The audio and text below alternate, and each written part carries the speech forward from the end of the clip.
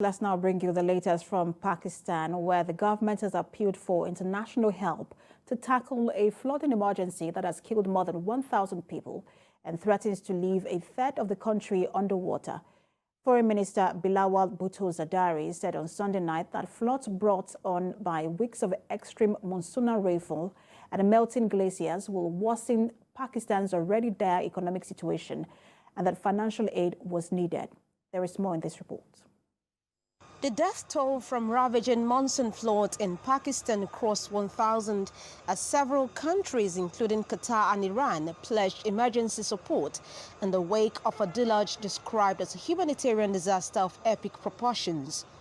The National Disaster Management Authority announced on Sunday that the toll since June has reached 1,033, with 119 people dying in the last 24 hours. It warned of very high-level flooding in some areas alongside the Kabul and Indus rivers, particularly in Khyber Pakhtunkhwa province and in Punjab province. Large parts of the country remain submerged as heavy rains continue to lash part of the country. The annual monsoon is essential for irrigating crops and replenishing lakes and dams across the Indian subcontinent, but each year it also brings a wave of destruction. This year, precipitation in some regions was 600% higher than average. Sherry Rehman, who is a Pakistani senator and the country's top climate official, said in the video posted on Twitter that Pakistan is experiencing a serious climate catastrophe, one of the hardest in the decade. Officials say this year's catastrophe flooding has affected more than 33 million people, destroying crops, livestock, and nearly 1 million homes. The NDMA said more than 809,000 hectares of cultivated crops have been wiped out, 3,451 kilometers of roads destroyed, and 149 bridges washed away. The government declared the devastating flood a national emergency and is seeking aid from friendly countries. Prime Minister Shehbaz Sharif postponed an official trip to the United Kingdom as he appealed for funds from friendly countries and international institutions. Mr. Sharif visited flooding victims in the city of Jafarabad in Balochistan on Sunday, where he vowed the government would provide housing to all those who lost their homes.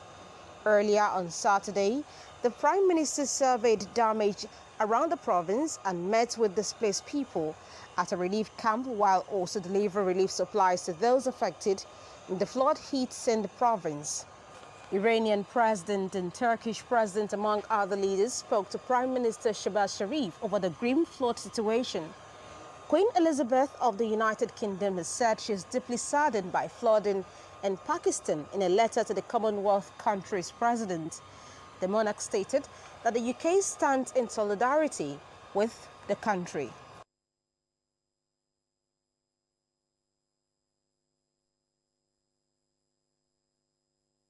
On Edet, good to have you join us.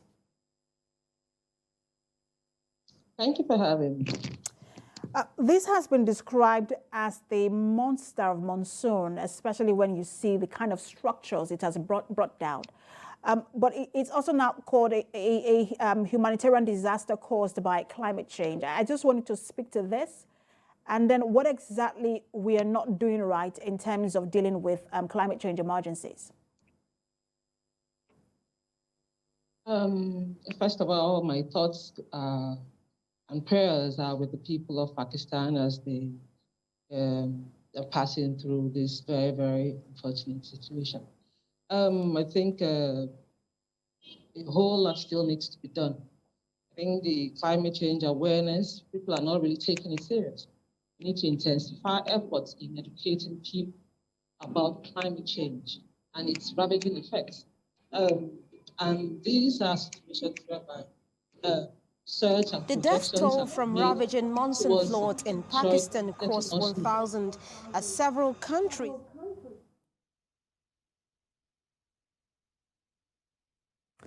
There seems to be some. Can I get that, please? All right. Yes, go ahead. I can hear you now. We had a bit of network challenge there, but go ahead. Okay. All right. Sorry about that. So I was saying that we need to really take the issue of climate change really serious. A lot of environmental sensitization has to be done so that people can know the effects and know that it's not just happening in just one location. Everywhere, we are facing the same issue. Here in Nigeria, we're not left out. We have so many flood incidents in very many parts of the states, states of in the country.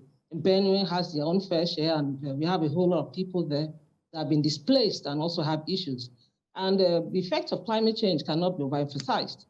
Drought, the heat waves, and all these changes are coming in their extreme nature. And so we really need to sensitize people on what they can do, their own little part of what they can do, and ensure that policies are not just made, but also implemented, and probably stiffer penalties met on people that default on those policies. Absolutely. And you're right that people do not really understand the impact of climate change. Some don't even understand the concept of it at all. And so everything is blamed on government. They don't really know what they have to do to support. But I also know that much is talked about when it comes to adaptation. And climate and environmental activists like yourself say there needs to be more needs to be done in terms of adaptation. But I know that in 2010, there was a bridge that was destroyed in the flood in Pakistan. And so that bridge was raised, I think, to about 16 feet higher. That bridge has now been inundated as well, again, by this flood. And so people are wondering, how do you plan for an emergency that cannot be accurately predicted? Like I said earlier, it's not just about policy being formulated, but it's also implementation and also stiffer penalties. When I say in Central, in the part of Pakistan, they've received they've spent over $100 million on various flood projects to mitigate the effect of those ravaging floods when they come. But the complaint they always have is mismanagement of funds, corruption, poor leadership. And so if they get it right, or if we all get it right as regards leadership, when funds are allocated to certain projects, they will be well utilized, and projects would be executed on time and the same time for completed, done well. Quality projects will be done and completed, and I'm sure they'll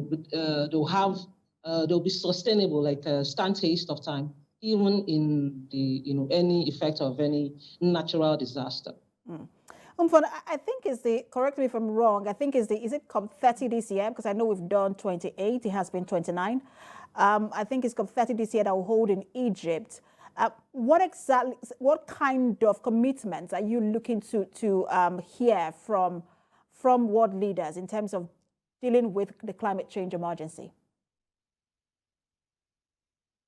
We are hoping that this year, world leaders should be able to, agree, and apart from investing more funds into climate solutions, they should be able to also come up with how best we can move to other sustainable programs like or lifestyle, like reducing of power, cleaner energy.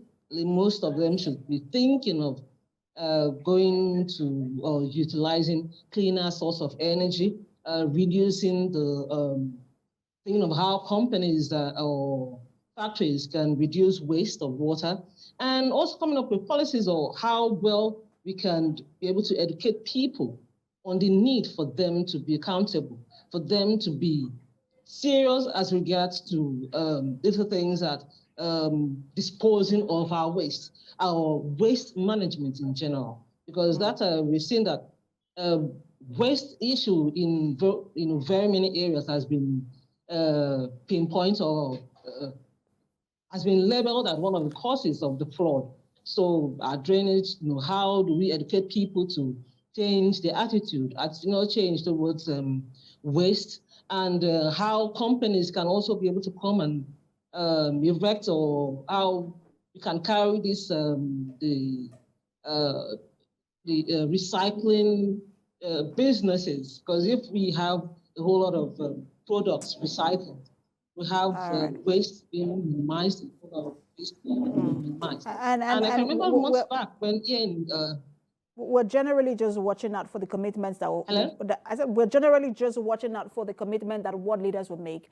When we talk about these emergencies, we're talking about lives and property. Thank you so much for talking to us, environmental activist Umfon Edet.